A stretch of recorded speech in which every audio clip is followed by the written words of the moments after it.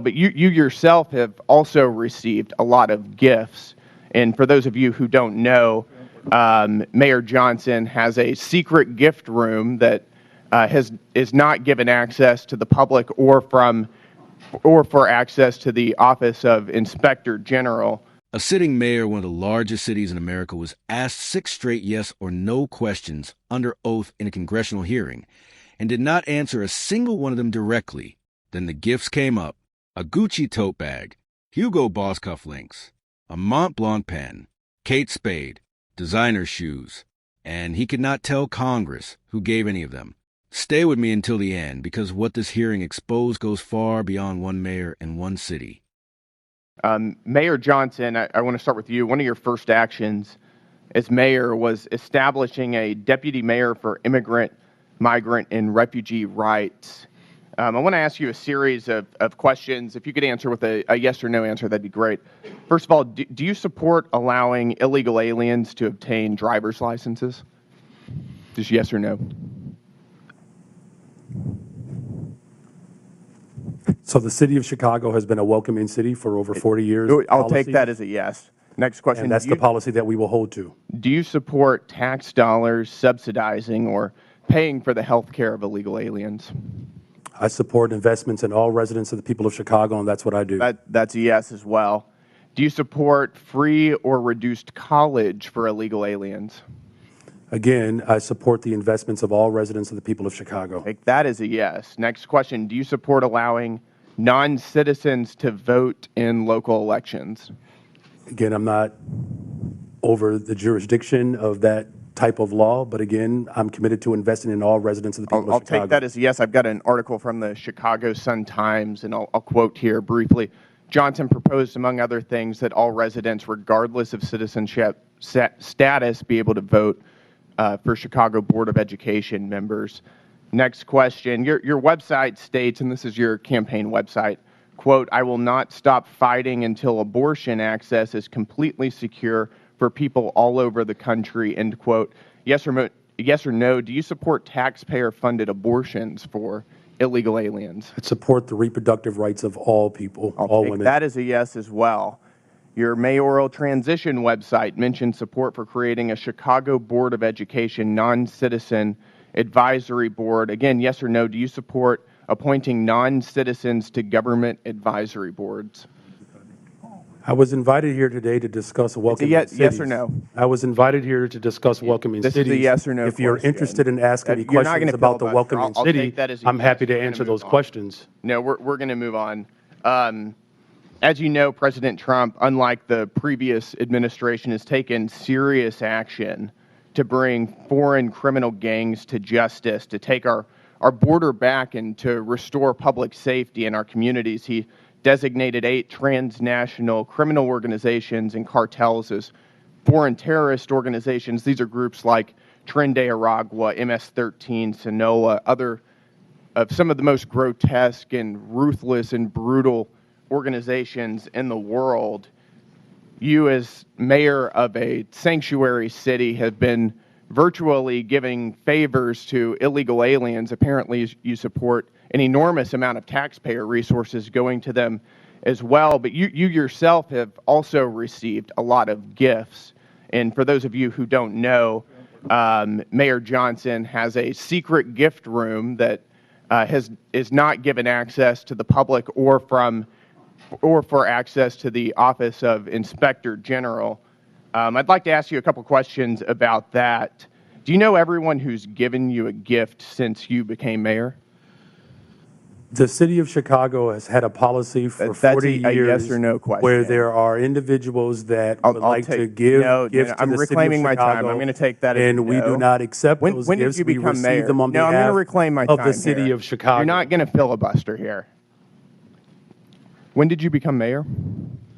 I was elected mayor of the city of Chicago in April of 2023, and I was sworn in May 15th of 2023. On June 12th, 2023, you received Hugo Boss cufflinks and a personalized Mont Blanc pin. Do you know who gave you those?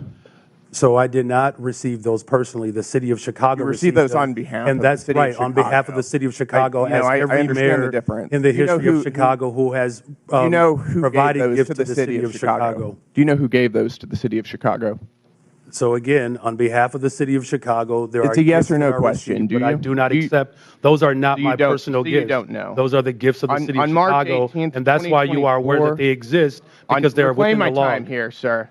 On March 18th, 2024, you received a Gucci tote bag. Do you know who gave you that? Gave the city of Chicago that? Again, I was here and I was invited I'll also to take that as respond no. to the On March questions 19th, around 2024, welcoming the city, and I'm city of happy to answer Chicago any of those received questions. A Givenchy bag, a Kate Spade purse, and Carucci shoes. Do you know who gave the city of Chicago those? Again, I was brought. I'll I take brought that as my a no. energy I'm here reclaiming my to time respond here, sir. I am on behalf of the reclaiming city my of Chicago time. of This what a welcoming raises city serious ordinance ethical is. concerns. You're providing an enormous amount of aid to illegal aliens, aiding and abetting criminals who have come into our country illegally. And you yourself are receiving an enormous amount of gifts, and you won't even tell us who they're coming from. That Chairman, raises time is up. serious ethical We have a concerns. 5-minute rule. Gentleman's time's Mr. Chairman, I'd like to ask for unanimous consent to enter into the record the City of Chicago Office of Inspector General advisory concerning gifts accepted on behalf of the city. without objection, so ordered. Thank you. There is a specific kind of political evasion that is so practiced and so polished that it almost sounds like an answer. Mayor Brandon Johnson of Chicago demonstrated that evasion at a level of consistency that is genuinely remarkable to witness. 6 questions. 6 opportunities to give a one-word response to a direct factual inquiry about his own publicly stated policy positions. 6 deliberate redirections back to a talking point about a welcoming city that answered precisely nothing. Let us go through what was actually asked, because the substance of those questions matters as much as a refusal to answer them. Do you support allowing individuals without legal immigration status to obtain driver's licenses? That is a yes or no question with a yes or no answer. Mayor Johnson responded with a reference to 40 years of welcoming city policy. The congressman took that as a yes. Given that Chicago has an active policy supporting exactly that, the interpretation is reasonable. Do you support free or reduced college access for individuals without legal immigration status? Same response, same redirect, same absence of any direct answer. Do you support allowing non-citizens to vote in local elections? The mayor referenced jurisdictional limitations, then returned his investment language. The congressman then cited a Chicago Sun-Times article in which Johnson himself proposed allowing all residents, regardless of citizenship status, to vote for Chicago Board Education members. That is not a jurisdictional limitation. That is a documented policy proposal from the mayor's own record. Do you support appointing non-citizens to government advisory boards? At this point, the mayor abandoned the redirect entirely and simply stated that he was invited to discuss welcoming city policy and would only answer questions on that topic. That final response is the most revealing of all. A sitting mayor appeared before a congressional subcommittee and openly refused to answer questions outside the narrow framing he had pre-approved for himself. That is not how oversight hearings are supposed to function. Witnesses before congressional committees do not get to define the scope of permissible questioning. The mayor's declaration that he would only discuss what he came prepared to discuss is an assertion that elected accountability operates on his terms rather than the public's terms. Now let us address the substance of the policies themselves with the honesty that this conversation requires. Chicago has been a sanctuary city since the 1980s.